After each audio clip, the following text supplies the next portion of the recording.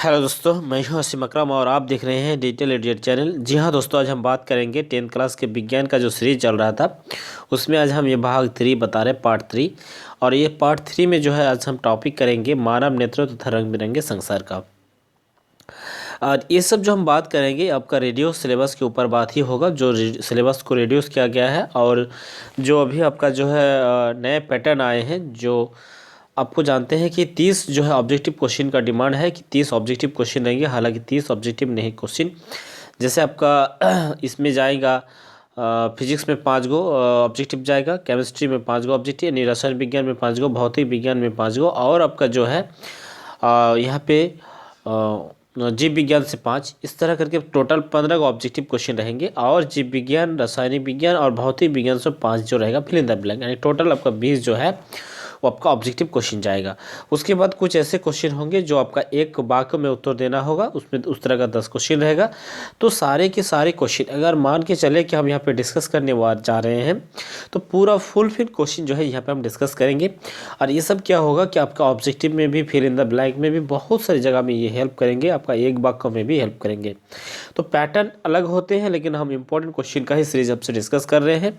और आपको बताए थे कि आप अगर दिन भर या जो भी टाइम आपको पढ़ने का मिलता है तो आप पढ़ते ही हैं कि पेन पेपर लेकर, किताब लेकर, लेकिन ये विजुअली, क्योंकि आज के ज़माने में नेट का इस्तेमाल करना, मोबाइल तो हर स्टूडेंट करते ही है, खास करके इस साल कोरोना के लिए।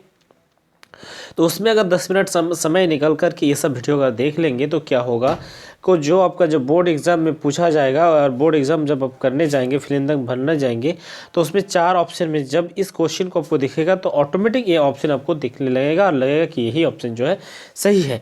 तो इस तरह का आपके पास एक साइकोलॉजी पैदा हो जाएगा अगर इस वीडियो को 10 मिनट देख लेंगे तो इसलिए हम आपसे रिक्वेस्ट रखेंगे कि वीडियो के अंत तक रहिए और इसको देखते जाइए।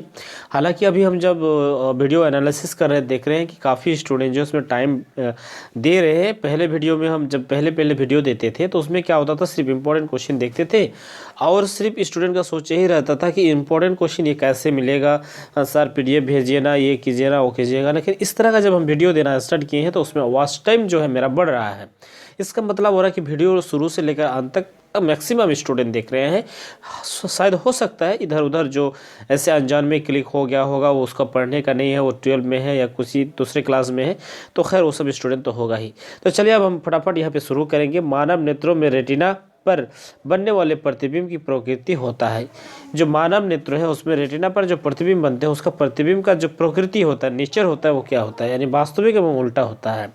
नेक्स्ट यहाँ पे क्वेश्चन है, मानव नेत्रों की सामान्य दृष्टि के लिए निकट बिंदु नेत्रों से कितनी दूरी पर होना चाहिए। निकट बिंदु नेत्रों से 25 सेंटीमीटर होना चाहिए। या इस क्वेश्चन को दोबारा ऐसे भी पूछा जा सकता है, सामान्य आँख के लिए स्पष्ट दृष्टि की न्यूनतम दूरी क्या होते हैं, तो 25 सेंटीमीटर होते हैं। ये इस तरह का भी क्वेश्चन पूछ सकते हैं।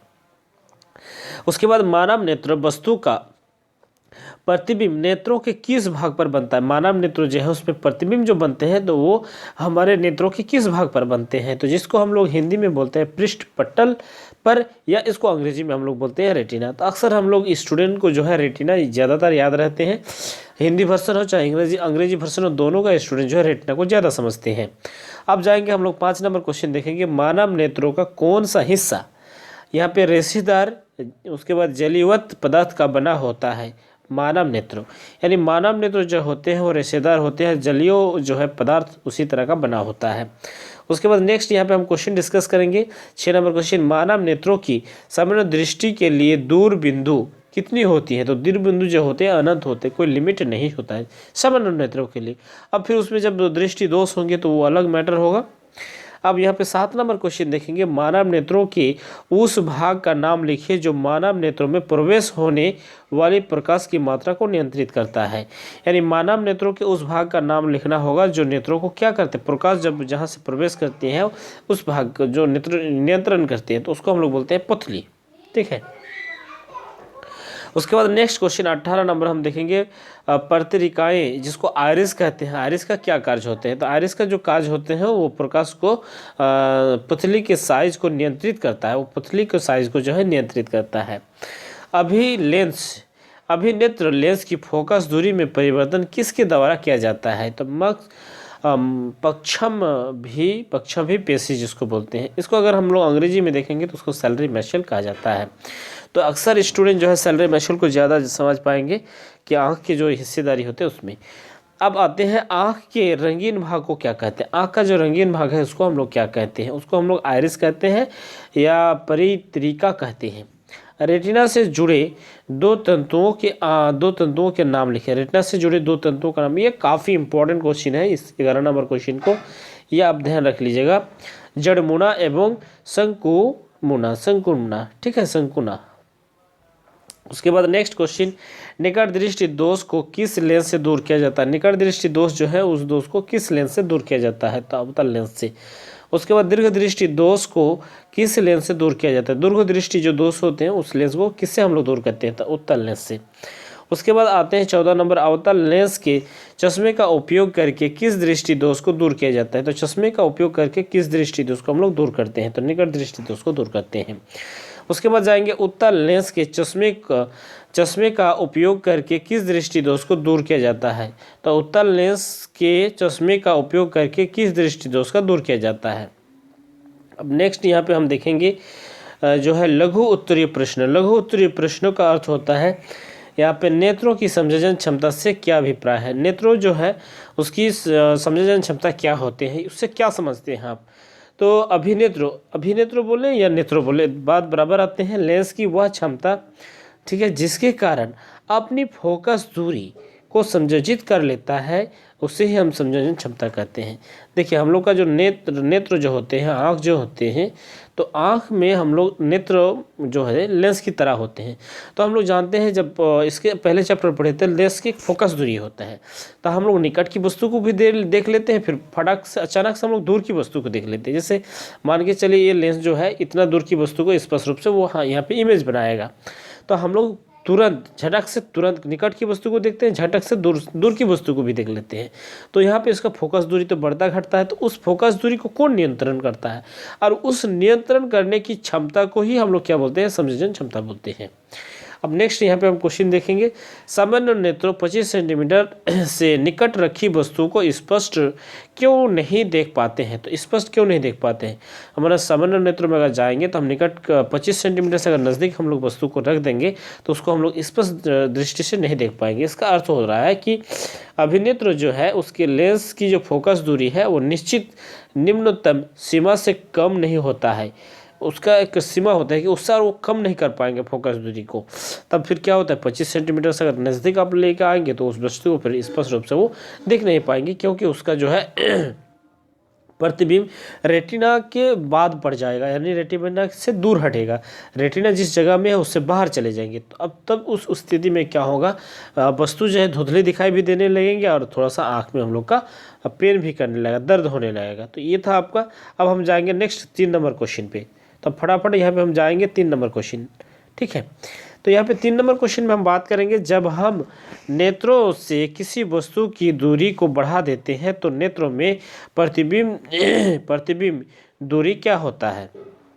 यानी यहाँ पे क्वेश्चन है, जब हम नेत्रों से किसी वस्तु की दूरी को बढ़ा देते हैं तो नेत्रों में प्रतिबिंब की दूरी क्या होते हैं। तो संवेदन क्षमता के कारण अभिनेत्र लेंस विभिन्न दूरियों की वस्तुओं को प्रतिबिंब, ठीक है, समान रेटिना पर बनाते हैं, इसलिए नेत्रों में प्रतिबिंब दूरी समान रखती है। तो ये बात था आपका। उसके बाद नेक्स्ट हम देखेंगे 4 नंबर क्वेश्चन। अगर हम जिस तरह पढ़ रहे हैं उस पढ़ने के बाद अगर आपको समझ में नहीं आ रहा है तो वीडियो को पॉज कर दीजिएगा, और पॉज करने के बाद अपने हिसाब से उसको पढ़िएगा, ठीक है।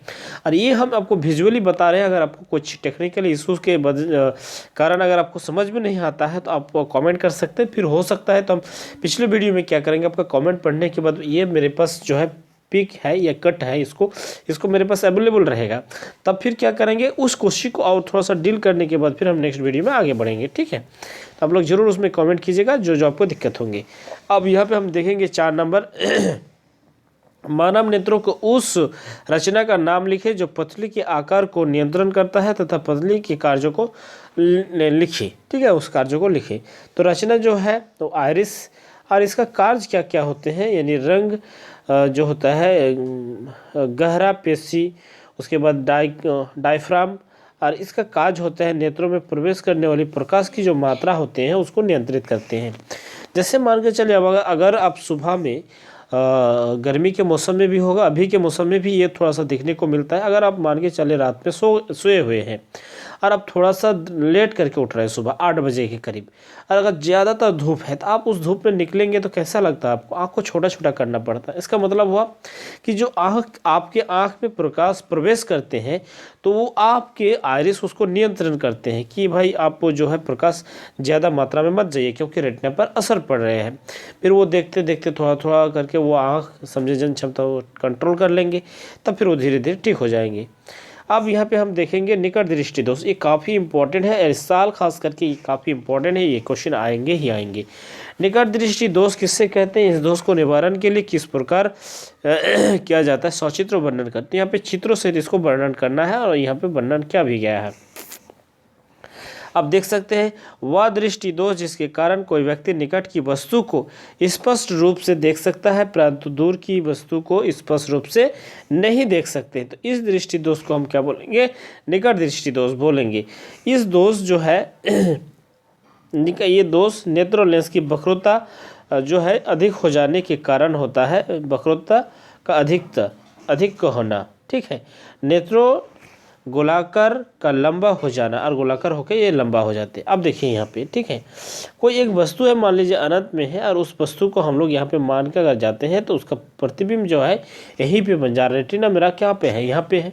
अब हम क्या किए, यहाँ पे अवतल दर्पण लगा दिया। अवतल दर्पण लगाने से क्या हुआ कि ये वस्तु भले दूर में है लेकिन हम उसको खींच लिया अवतल दर्पण के माध्यम से निकट में, और निकट में खींचने के बाद इसका प्रतिबिंब जो है अंतिम प्रतिबिंब वो रेटिना पर बन रहा है। तो इससे क्या होगा कि वो जो है स्पष्ट रूप से आपको दिखाई देने लगेंगे। तो आप इस चीज़ को याद रख लीजिए, क्योंकि अगर ये चीज़ आपको फिगर और ये कंडीशन अगर आपको याद हो जाएगा तो आप इसी के बदले में बहुत सारे ऐसे क्वेश्चन जो होंगे जो ऑब्जेक्टिव क्वेश्चन आप ऑटोमेटिक सॉल्व कर पाएंगे। देखिए क्या बताया जा रहा है कि वह दृष्टि दोष जिसके कारण कोई व्यक्ति निकट की वस्तु को स्पष्ट रूप से देख सकते हैं। निकट की वस्तु को देख सकेंगे, क्योंकि अगर वस्तु निकट में है तो उसका प्रतिबिंब आराम से रेटिना पर बन जाता है। लेकिन उसका अगर वस्तु जो है दूर में रहता है तो वो आपका जो है रेटिना पर नहीं बनता, उससे पहले बन जाता है। रेटिना से पहले बनने के लिए ही इसे हम निकट दृष्टि दोष कहते हैं। लेकिन निकट दृष्टि दोष में क्या होता है, निकट की हम वस्तु को स्पष्ट रूप से देख पाएंगे। ये थोड़ा सा आपको टेढ़ा लगेगा बात को समझने में, इस चीज़ को और एक बार रिपीट करते हैं। देखिए निकट दृष्टि दोष बोला जा रहा है तो हमको लगेगा कि निकट की वस्तु को देख नहीं पाएंगे, नहीं, निकट की वस्तु को देख पाएंगे, क्योंकि निकट की वस्तु देखने पर क्या होता है, रेटिना पर अंतिम प्रतिबिंब बन जाता है। लेकिन दूर अगर वस्तु रहते हैं तो उसका प्रतिबिंब रेटिना से पहले बन जाता है, इसलिए इसको निकट दृष्टि दोष कहते हैं। बात समझ में आ गया होंगे। अब देखिए यहाँ पे इसको संशोधित कैसे किया जाता है। हम आपको बता दिए कि उत्तल लेंस, तो इस दोष को दूर करने के लिए अवतल लेंस का उपयोग किया जाएंगे। अवतल लेंस का चश्मा का उपयोग किया जाता है जो दूर रखी वस्तुओं को, ठीक है, दूर रखी वस्तुओं से आने वाले जो समानांतर किरणें हैं को इतना अपसारित कर लेता है, उसको इतना खींच लेता है ताकि किरण रेटिना के पहले मिलने के बजाय रेटिना पर ही बन जाते हैं, और वो रेटिना से पहले जो बनते हैं वो रेटिना पर बन जाते हैं। अब वस्तु को हम लोग आराम से देख पाते हैं। अब वही क्वेश्चन है, अब दीर्घ दृष्टि दोष, ठीक है, इसको दूर दृष्टि दोष भी बोला जाता है। तो ये वही चीज़ है कि वह दृष्टि दोष जिसके कारण कोई व्यक्ति दूर की वस्तु को स्पष्ट देख पाएंगे, ठीक है, लेकिन वो निकट की वस्तु को स्पष्ट नहीं देख पाएंगे। शायद यहाँ पे आँख ड्रॉ नहीं किया गया है, लेकिन यहाँ पे अगर आँख ड्रॉ करके हम आपको दिखाएंगे, नेत्र ड्रॉ करके, तो क्या होंगे, वो जो है दूर की वस्तु को देख पाएंगे, यानी उसका रेटिना जो है यहाँ पे बनेगा। लेकिन वो निकट की वस्तु को जैसे दिखने जाएंगे उसका जो है प्रतिबिंब रेटिना के बाद बनना स्टार्ट हो जाएगा, यानी दूर चले जाएंगे, इसलिए इसको दूर दृष्टि दोष कहा जाता है। यानी रेटिना के पहले अगर बन जाता तो उसको निकट दृष्टि दोष, और रेटिना से दूर अगर बनेगा तो दूर दृष्टि दोष।